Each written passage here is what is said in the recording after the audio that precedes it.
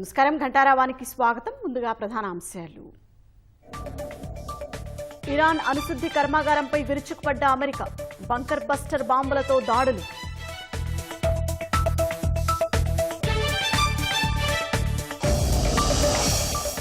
ఇరాన్పై దాడిని చారిత్రక క్షణంగా అభివర్ణించిన ట్రంప్, అణుముప్పును ఆపడమే తమ లక్ష్యమని వెల్లడి.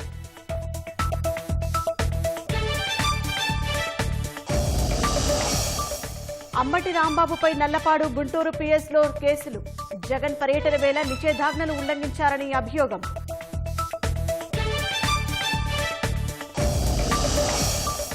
అసభ్య వ్యాఖ్యల కేసు విచారణలో కృష్ణరాజు దాటవేత ధోరణి. చాలా ప్రశ్నలకు తెలియదు, గుర్తులేదని సమాధానాలు.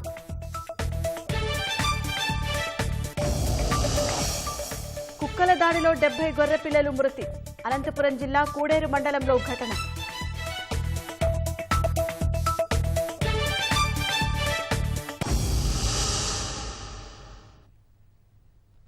ఐక్యరాజ్య సమితి అగ్రదేశాల ఆందోళనను బేఖాతరు చేస్తూ ఇరాన్, ఇజ్రాయెల్ యుద్ధంలోకి అమెరికా ప్రవేశించింది. ఇరాన్లోని 3 కీలక అణుకేంద్రాలైన ఫోర్డో, నతాన్, ఇస్ఫహాన్లపై శక్తివంతమైన B-2 స్పిరిట్ బాంబర్ల విమానాలతో 13,600 కిలోల బరువైన ప్రమాదకర GBU-57 బంకర్ బ్లస్టర్ బాంబులను ప్రయోగించింది. అమెరికా దాడిలో ఇరాన్ అణుస్థావరాలు నాశనమయ్యాయి.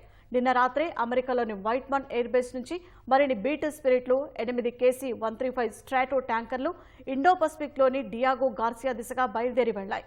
ఇరాన్కు 2 వారాల గడువు ఇస్తామని అంతకుముందు ప్రకటించిన ఆయన 2 రోజులు కూడా ఆగకుండా దాడులకు ఆదేశాలిచ్చారు.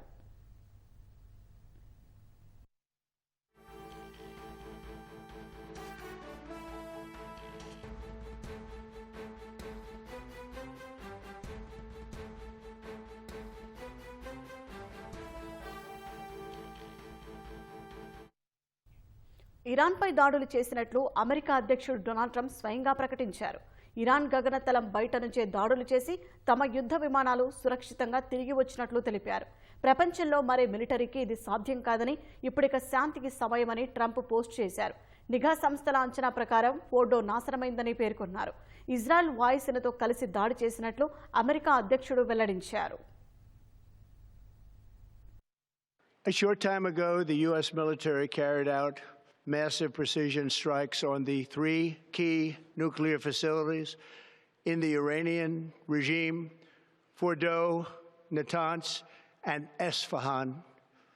Everybody heard those names for years as they built this horribly destructive enterprise. Our objective was the destruction of Iran's nuclear enrichment capacity and a stop to the nuclear threat posed by the world's #1 state sponsor of terror. Tonight, I can report to the world that the strikes were a spectacular military success. Iran's key nuclear enrichment facilities have been completely and totally obliterated. Iran, the bully of the Middle East, must now make peace. If they do not, future attacks will be far greater and a lot easier. For 40 years, Iran has been saying death to America, death to Israel. They have been killing our people, blowing off their arms, blowing off their legs with roadside bombs. That was their specialty. We lost over 1,000 people, and hundreds of thousands throughout the Middle East and around the world have died as a direct result of their hate. In particular, so many were killed by their general, Qasem Soleimani. I decided a long time ago that I would not let this happen. It will not continue. I want to thank and congratulate Prime Minister Bibi Netanyahu. We worked as a team like perhaps no team has ever worked before. And we've gone a long way to erasing this horrible threat to Israel. I want to thank the Israeli military for the wonderful job they've done. And most importantly, I want to congratulate the great American patriots who flew those magnificent machines tonight, and all of the United States military on an operation the likes of which the world has not seen in many, many decades. Hopefully, we will no longer need their services in this capacity. I hope that's so. I also want to congratulate the chairman of the Joint Chiefs of Staff, General Dan Raisin-Kane, spectacular general, and all of the brilliant military minds involved in this attack. With all of that being said, this cannot continue. There will be either peace or there will be tragedy for Iran far greater than we have witnessed over the last 8 days. Remember, there are many targets left. Tonight's was the most difficult of them all, by far, and perhaps the most lethal. But if peace does not come quickly, we will go after those other targets with precision, speed, and skill. Most of them can be taken out in a matter of minutes. There's no military in the world that could have done what we did tonight, not even close. There has never been a military that could do what took place just a little while ago. Tomorrow, General Kane, Secretary of Defense, Pete Hegseth will have a press conference at 8 a.m. at the Pentagon. And I want to just thank everybody, and in particular, God. I want to just say we love you, God, and we love our great military. Protect them. God bless the Middle East. God bless Israel, and God bless. Iran అణుస్థావరాలపై Israel, America సంయుక్తంగా దాడి చేశాయని Israel ప్రధాని Netanyahu ప్రకటించారు. ఏ దేశం తీసుకోలేని సాహసోపేతమైన నిర్ణయాన్ని America తీసుకుందని, ట్రంప్ నిర్ణయం చరిత్రను మార్చుతుందని తెలిపారు.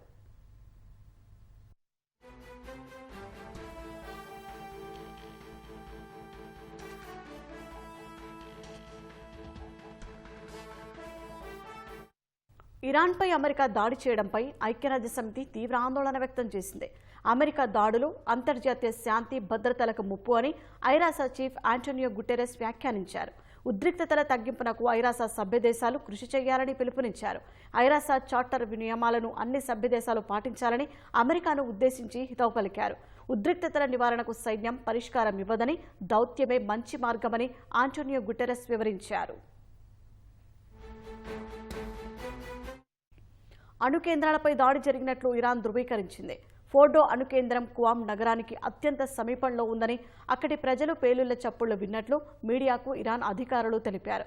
ఫోర్డో అణు కేంద్రాన్ని పర్వతాన్ని తొలిచి కొన్ని వందల అడుగుల లోతులో నిర్మించారు. 1981లో బాగ్దాద్లో ఇజ్రాయెల్ F-15, F-16 యుద్ధ విమానాలు అణు కేంద్రాన్ని ధ్వంసం చేయడాన్ని దృష్టిలో పెట్టుకుని దీన్ని నిర్మించారు. 2023లో అంతర్జాతీయ అణుశక్తి సంస్థ ఇన్స్పెక్టర్లు ఇక్కడ 83.7% శుద్ధి చేసిన యురేనియంను గుర్తించారు. అత్యంత శక్తివంతమైన అణుబాంబుల్లో వాడే 90% శుద్ధి చేసిన యురేనియంకు ఇది చాలా దగ్గరలో ఉంది. అణువ్యాప్తి నిరోధక ఒప్పందంపై ఇరాన్ సంతకం చేసిన నేపథ్యంలో ఆ దేశం ఇలా చేయడం నిబంధనలకు విరుద్ధం. ఇజ్రాయెల్ ఇరాన్ యుద్ధంలో అమెరికా జోక్యం చేసుకోవద్దని యెమెన్ హూతీలు హెచ్చరించారు.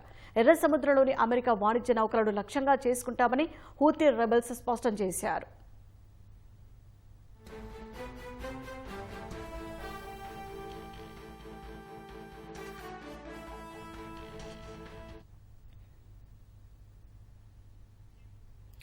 ఇరాన్పై అమెరికా దాడులకు సంబంధించి మరింత సమాచారం విశ్రాంత సైనిక అధికారి మేజర్ భరత్ రెడ్డి గారిని అడిగి తెలుసుకుందాం.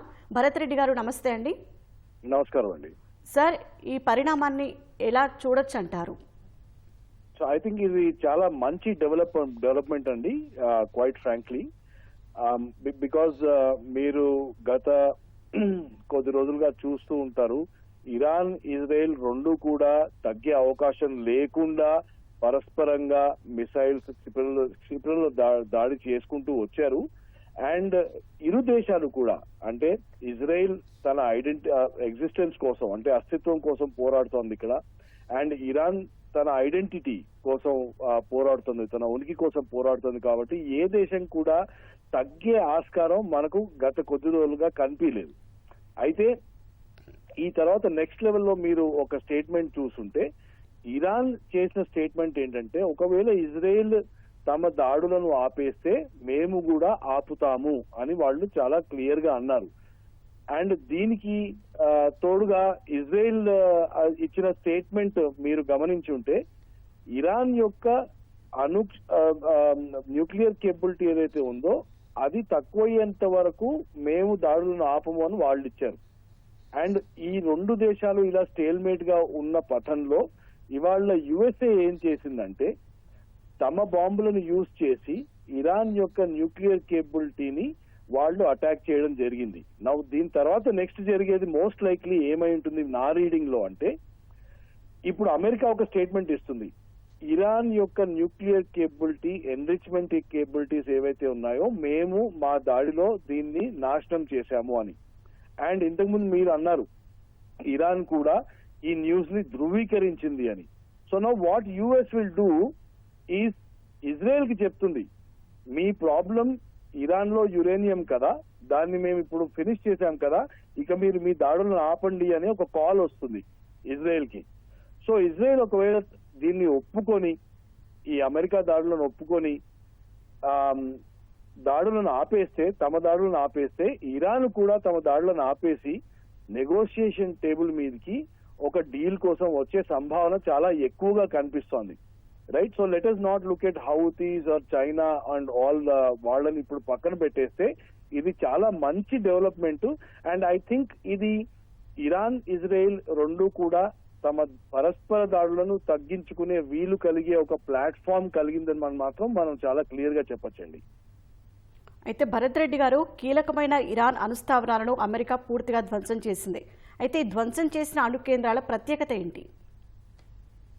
సో బేసికలీ ఇప్పుడు ఇరాన్ ఎన్నడూ కూడా అండి వాళ్ళు అటమిక్ ఎనర్జీ ఏజెన్సీ ఏదైతే ఉందో వాళ్ళ రూల్స్ ఏవైతే ఉన్నాయో, రెగ్యులేషన్స్ ఏవైతే ఉన్నాయో దాని ప్రకారమే వాళ్ళు యాక్ట్ చేసుకుంటూ వచ్చారని ఇన్ని రోజులు కూడా చెప్పారు.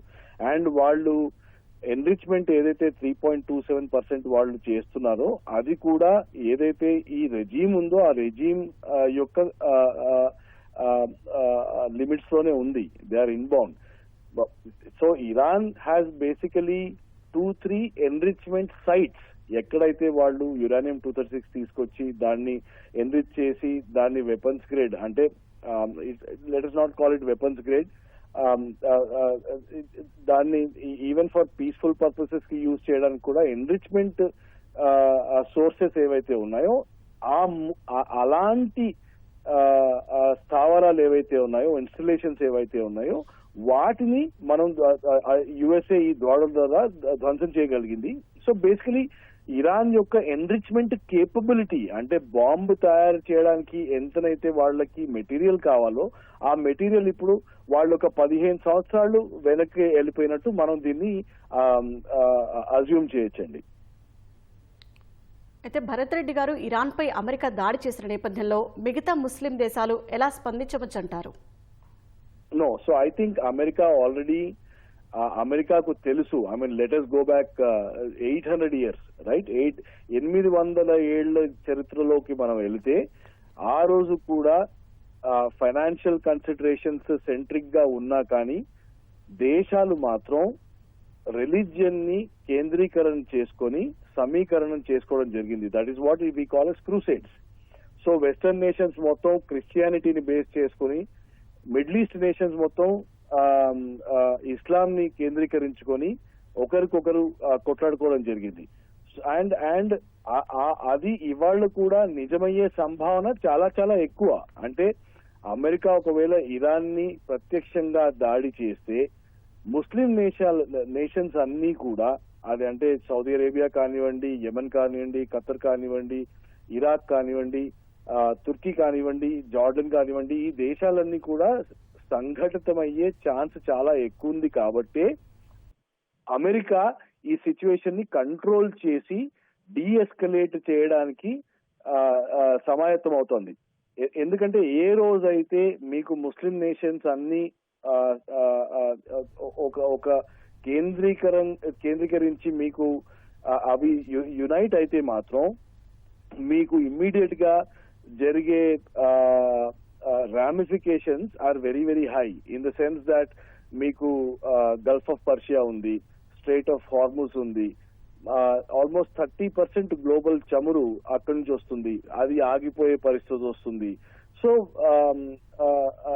అమెరికాకు తెలుసు, నాకు తెలిసి అమెరికాకు తెలుసు ముస్లిం దేశాలన్నీ సమాయత్తం అయితే మాత్రం ఈ సిచ్యువేషన్ చాలా చాలా ఎక్కువగా ఎస్కలేట్ అయిపోతుంది and it will lead to a global crisis.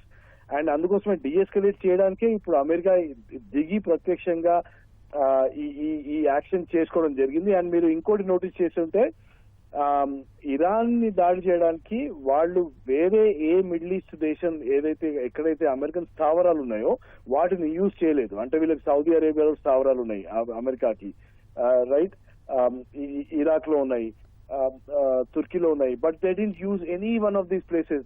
They were using Pakistan. ఎందుకంటే Pakistan is joker in the pack.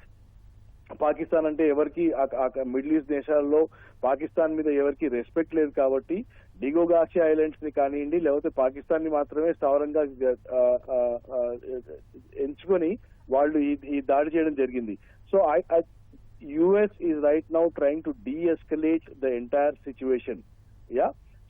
So and వాళ్ళు ఈ వేరే ముస్లిం దేశాలు ఏవైతే ఉన్నాయో మిడిల్ ఈస్ట్ లో దాన్ని యూజ్ చేసుకోలేదు కాబట్టి ఇప్పుడు ముస్లిం దేశాలన్నీ కూడా సమాయత్తమయ్యే పరిస్థితి ఇప్పుడు ఏర్పడే ఛాన్సెస్ తక్కువ అండి. భరత్ రెడ్డి గారు, ఈ పరిణామాలతో అణు ఒప్పందం విషయంలో ఇరాన్ కాళ్లబేరానికి వస్తుందంటారా? No, let us not use the word కాళ్ళబేరం అని యూజ్ చేయొద్దండి. ఎందుకంటే Iran is a very proud nation. 5,000 ఏళ్ల చరిత్ర గల సివిలైజేషన్ అది, రైట్? సో ఇరాన్ ఏ రోజు కూడా ఇరాన్ తన తలని ఎవరి మీద వంచలేదు. 1977 లో ఏ రోజైతే వాళ్ళు సుప్రీం లీడర్ ఆయతుల్లా ఖొమేనీ వచ్చారో, ఆ రోజు నుంచి కూడా ఈ రోజు వరకు ఇరాన్ అనే దేశం ఎవరికి కూడా తల వంచలేదు. అండ్ క్వైట్ ఫ్రాంక్లీ ఇరాన్ అనే దేశం ఎవరిని నాకు తెలిసి డైరెక్ట్ గా ఇండైరెక్ట్ గా చేసింది, as it has proxies in the form of Hamas or Hezbollah or Houthis. వాళ్లకు ఫైనాన్షియల్ గా ఇరాన్ సపోర్ట్ చేస్తుంది. కానీ మీరు గత ఏడాదిగా చూస్తే, ఫర్ ద లాస్ట్ 1 year గా చూస్తే ఇజ్రాయెల్ కయ్యానికి ఎంత కాలు దువ్వినా కానీ యాక్చువల్లీ ఇరాన్ చాలా కంట్రోల్లో తాము ఉంచుకొని ఇప్పటి వరకు సిచ్యువేషన్ ని కంట్రోల్ చేసుకుంటూ వచ్చారు. అండ్ ఇరాన్ ఇప్పుడు కూడా ఏమంటుందంటే ఇది కేవలం ఇజ్రాయెల్ కల్పించిన నరేటివే తప్ప మేము యాక్చువల్లీ అణుబాంబుని తయారు చేసే మోడ్ లో లేము అనే అనుకుంటూ వచ్చారు. సో వాళ్ళు మేము అణుబాంబు తయారు చేయట్లేదు అని అన్నప్పుడు వాళ్ళు తల వంచే పరిస్థితి రావడం అనేది మనం చూసే అవసరం లేదండి. So that won't happen. But what Iran will say is కి we want peace, right? They will sue for peace, that's all. ఈ రీజియన్ లో పీస్ ఉండాలి కాబట్టి మేము దీనికి we will come forward and will have negotiations to end this crisis అని మాత్రం వాళ్ళు తప్పకుండా అంటారు. రైట్ సార్, ధన్యవాదాలు సార్.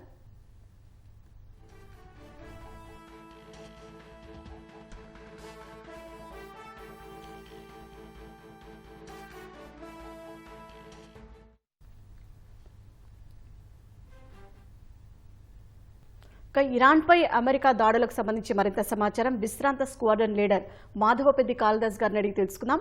కాళిదాస్ గారు నమస్తే అండి. నమస్తే అమ్మా. కాళిదాస్ గారు, అపార సాంకేతికత, సైనిక నైపుణ్యం ఉన్న ఇజ్రాయెల్ అమెరికా సాయాన్ని ఎందుకు తీసుకోవాల్సి వచ్చిందంటారు?